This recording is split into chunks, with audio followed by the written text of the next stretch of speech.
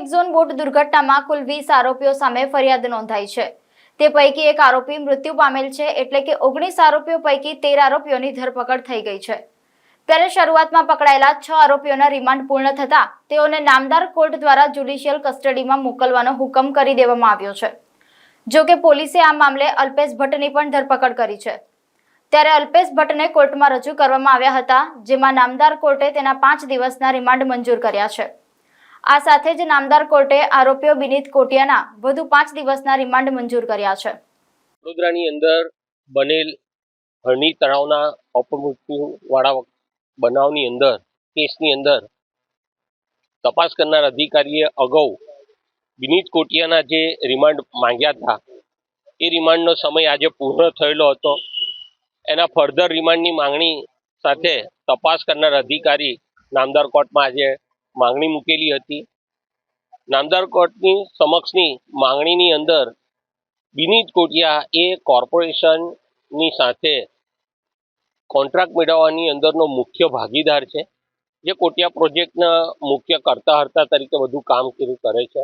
ત્યાર પછીથી એણે જે સબલેટ કર્યા છે કોન્ટ્રાક્ટ, અને એની અંદર જે લોકોને કોન્ટ્રાક્ટ આપ્યા પછીની ભાગીદારી નફો વહેંચવાના જે બધા પ્રશ્નો છે, કયા કયા ભાગીદારો આમાં ઇન્વોલ્વ છે, અને પછી ત્રિપક્ષીય કરાર જે કરવામાં આવેલો છે એ બાબતે ઘણી બધી હકીકતો હજી એની પાસેથી મેળવવાની બાકી છે। ત્યારે તપાસ કરનાર અધિકારીએ એના ફર્ધર રિમાન્ડની માંગણી કરી હતી, અને નામદાર કોર્ટે આજે એને 5 દિવસના ફર્ધર રિમાન્ડ મંજૂર કર્યા છે। આ રિમાન્ડનો સમય આ કેસના બનાવની અંદર જે લોકોએ ગુનાહિત બેદરકારી રાખી છે અને જે લોકો નફો રળવાના વિષયની અંદર જે સક્રિય હતા, નફો મેળવવામાં જે સક્રિય હતા, એવા તમામ લોકોને આ તપાસની અંદર એના સામેના જે કંઈ તપાસના વિષયો આવે છે, તપાસના મુદ્દાઓ આવે છે, તે આ રિમાન્ડ પીરિયડ એના માટે ઉપયોગી રહેશે।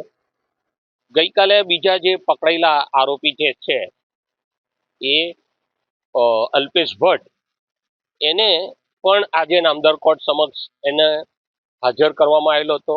એનો જે રોલ છે તે એણે પોતે જે કોન્ટ્રાક્ટ મેળવ્યા પછીથી જે ગુનાહિત બેદરકારી રાખેલી છે, આ ઓરિજિનલ કોન્ટ્રાક્ટની અંદર પેડલ બોટ વાપરવાનો કોન્ટ્રાક્ટ હતો।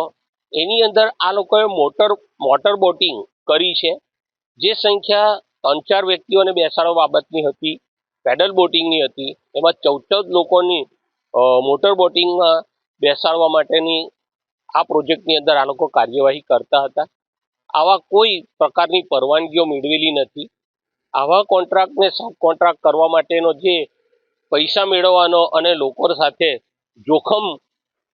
લોકોના જીવ જોખમમાં પાડવા માટેનું જે આ લોકોનો ગુનાહિત પ્રયત્ન છે, એના ભાગરૂપે એને પણ 5 દિવસના રિમાન્ડ નામદાર કોર્ટે મંજૂર કર્યા છે, અને એની પણ જે તલપરસી તપાસ થશે એ આ લોકોએ જે સબલેટિંગ કર્યું છે અને જે પ્રકારે પ્રોજેક્ટ રન કરવાની અંદર જે પ્રકારે ગુનાહિત બેદરકારી વાપરી છે, કોઈ પણ પ્રકારના સેફ્ટી મેજર્સ રાખ્યા નથી, પેડલ બોટના બદલે મોટર બોટનો ઉપયોગ કરવામાં આવેલો છે, તરવૈયા રાખવા પડે, એક્સપર્ટ લોકો રાખવા પડે, એવા પ્રકારની કોઈ તકેદારી રાખી નથી, જેનાથી આ મોટો બનાવ બનવા પામેલ છે, અને 12 બાળકો અને 2 શિક્ષકો એમાં મૃત્યુ પામેલા છે।